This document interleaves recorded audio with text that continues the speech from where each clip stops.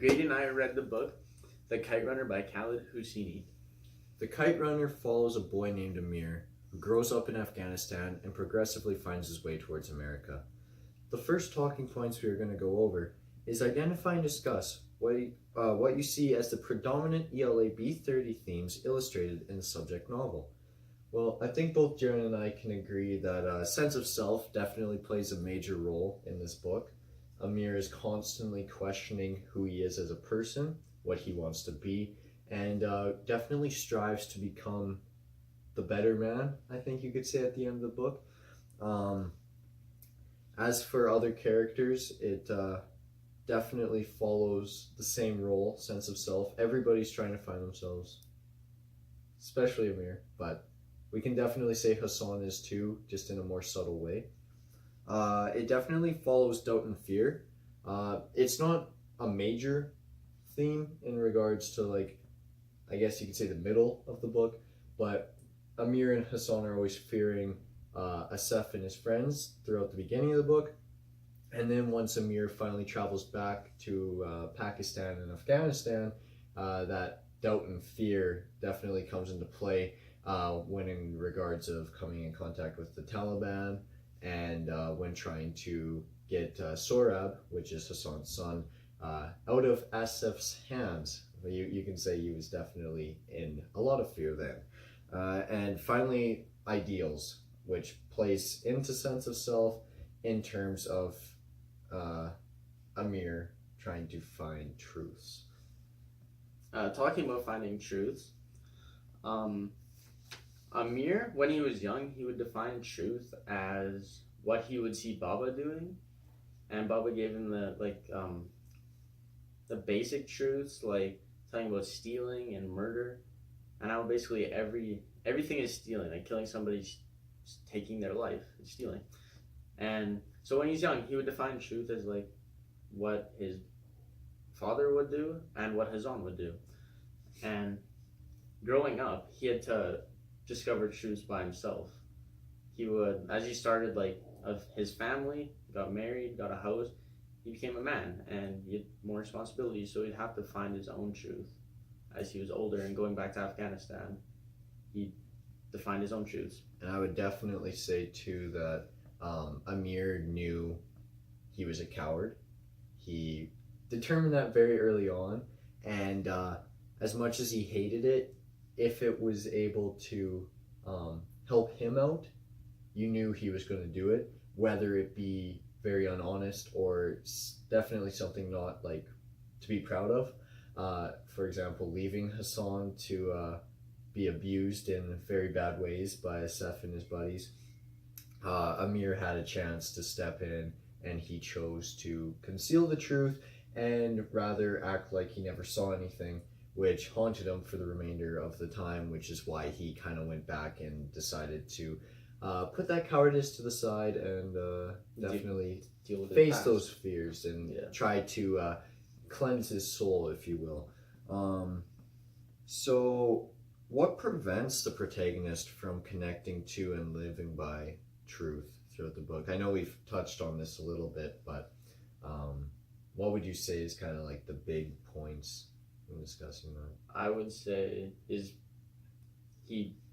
what holds him back from finding the truth is himself. He's maybe afraid of knowing the truth, and his own doubt and fear, I think, really holds him back from just like finding his true self and like defining his truths. Like later, when he finds out Hassan is actually his brother, he's honestly afraid of the truth because he doesn't know it.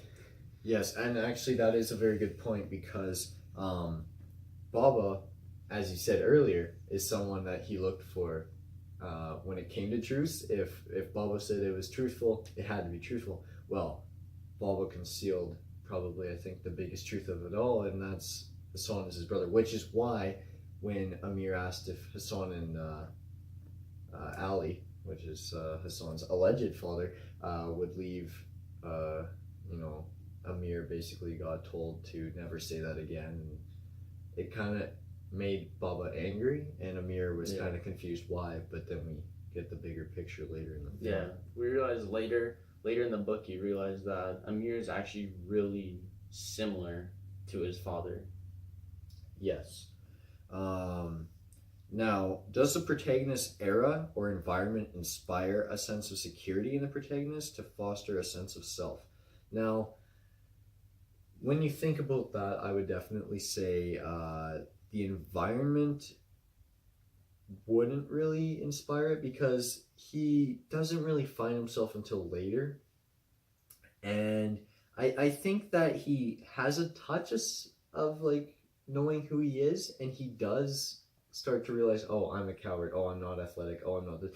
But he truly doesn't find that sense of self until he's a grown man returning to Afghanistan, seeing it in the state that it is.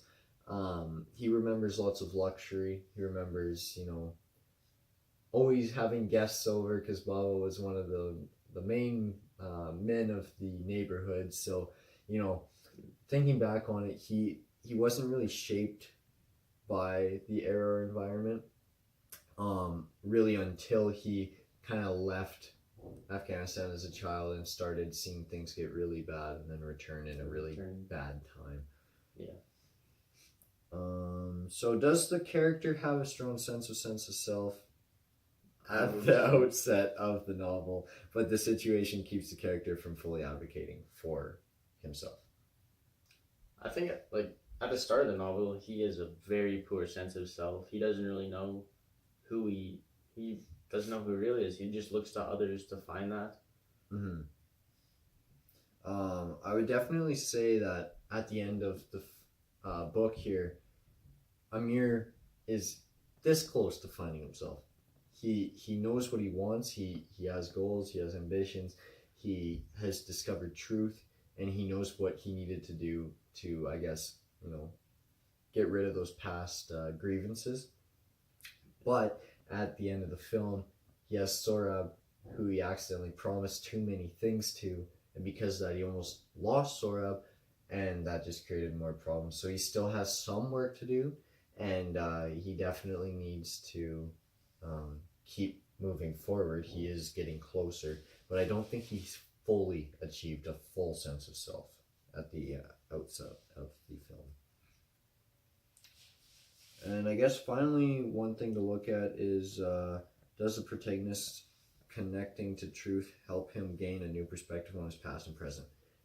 And I think this is a very obvious answer of yes. It definitely gives him new perspectives and makes him realize, wow, what I did back then was definitely wrong, and I need to make things right. So that's why he goes back to Afghanistan, because he uses Sorab as a figure of Hazan. Like, if Sorab was Hazan, this is how we would have redone it. Yes, and he definitely hesitates when he's told to go and get Sorab from the orphanage, but he knows that he needs to, with the newly acquired knowledge that he is Hassan's half brother. So I think we might as well move on to our third talking point, which is what social criticism is the author presenting through his work? So social criticism would be like what's going on in Afghanistan at the time. Like at the start, it's all peaceful. There's really nothing going on. As far as the reader's concerned, the way he layers the beginning of the book is Afghanistan is actually a place kind of like America. Like it's beautiful. It's got theaters. It's got things to do. Yeah, lots of wealthy people. But what we don't realize because of his perspective of his childhood is that they were in the very rich part of Afghanistan, and in reality, life was never very good there. We just saw the wealthier side of things, so we assumed that, life is actually not that bad there. And then it slowly presents, the problems with the Taliban and with the other fighting forces when the Soviets first arrived. And it's constantly saying, oh yes, this war's going to end, this war's going to end, life will go back to normal, life will be good. And at this point, Amir had escaped with his father Baba to America. And then when Amir returns, he truly sees the damage and the reality of what Afghanistan has become. And I think that the author did it that way to kind of give the reader a very clear view of this is what the mind of a child presents something like, and then the reality when you're an adult and can come to terms with your environment. Like the one guy says that he just wanted somebody to win, and I mean the Taliban won, so they were just happy that fighting was over. Yes, they were very relieved because they believed that it was going to bring peace back to Afghanistan, when in reality the Taliban decided that they were going to run the whole country and resorted to lots of violence, and if you were a sinner in their eyes, they would kill you. So yeah, and this even showed how, like, when they went to America and returned to Afghanistan, how Amir was basically an alien to his native country. Yes, like, that is a very good point. In America, they had obviously all the American things, but even like before they went to America, they lived in a nice house. It was quiet. It was calm. They drove an American car. Yes. So it was basically like America to them. And then when they returned, it was very like foreign. Piles of rubble and stuff. Yeah, so I guess moving on from that question, how does the author address the social criticism through the protagonist and events in the story? So definitely returning to Afghanistan to see the damage that Taliban has done. Yeah, I think we've definitely covered that question just in regards to the experiences that he's had. So discuss what you think of the author's commentary on society. I think he did a good job. He definitely portrayed 3 different societies, if you will. You have Afghanistan before they leave. You have the America that he grows up in, which, you know, isn't anything more or less than we know, but it shows kind of like the poorer side of things. And then you have Afghanistan at the end of the book after it's been war torn. And I definitely think that the author's commentary on society was rather well done. I think so. Like, the author showed the wealthy people of Afghanistan real good, and they showed the poor people real good, like just showing Hazan and the servants in general. So is the author sending a wake-up call to people to exact change in the paradigm? I would say that the author isn't necessarily calling for people to rush over there and try to end the conflict. I mean, America's been at war with Afghanistan for far too many years now, and the fighting's never going to stop. So I think in terms of things, he's trying to say that change needs to happen. He's trying to say that people need to find a way to overthrow the Taliban, to retake control of their country and get it back to, you know, at least a stabler state, and similar to what it was before. Yeah, and so I think it is a wake-up call to people that Afghanistan isn't all what we're seeing on the media, but that, you know, it definitely needs help. Like, people ignorant about the topic. Yes. So I guess we will discuss how increased social and cultural awareness on the part of society since the time the novel was published has you identifying some examples of short-sightedness on the part of the author. In terms of this, I don't think the author, like the short-sightedness, I don't think the author would have thought that the Taliban might have taken it this far, or even had been a war this long. I don't think the author would have ever expected fighting to still be going on, 40 years now since the conflict first really took off. I think that he did the best he could with the time that it was, with the information he had and with the time that it was published. And I definitely have to give it to him because he portrayed it very well. And he got right to the part where, the Twin Towers were hit by the aircraft and what kind of sparked after that. And with that knowledge in mind, that's kind of where the writing probably stopped. So I'm sure in his mind he knew that problems were going to happen, but I'm sure he was never expecting fighting to last so long when you have the powerhouse of the world going to war with, Afghanistan. Yeah. So I definitely give the author props, and I think that he definitely created a lot of social and cultural awareness, and he, like I said, did the best with when the book was published, because I do believe that it was published early 2000s.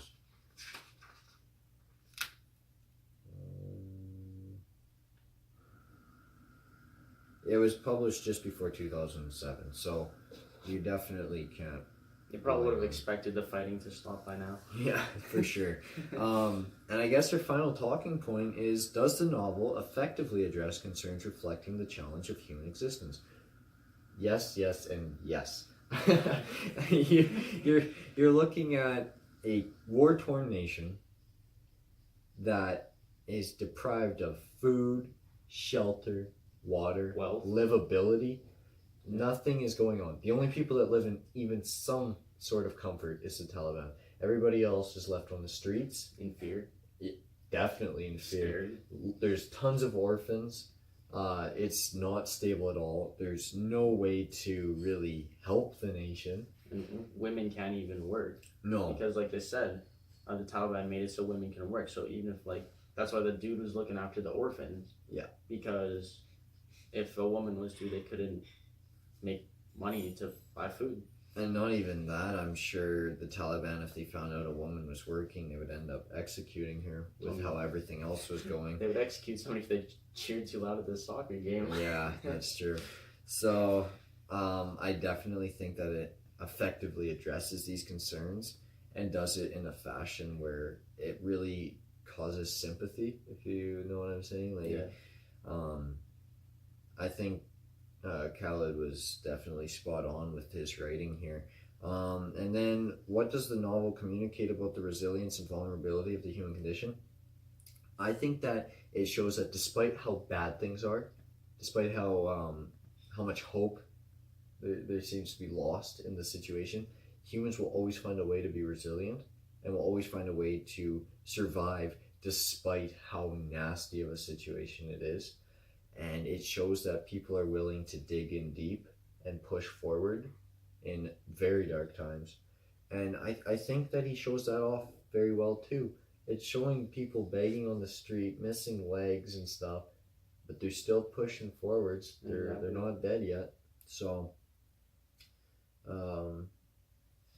I definitely think that in terms of resilience and vulnerability of the human condition, this book does a great job in showing that off. And the last point is refine the protagonist's progression down to its root elements. What was he weak? When was he weak? When was he weak, right?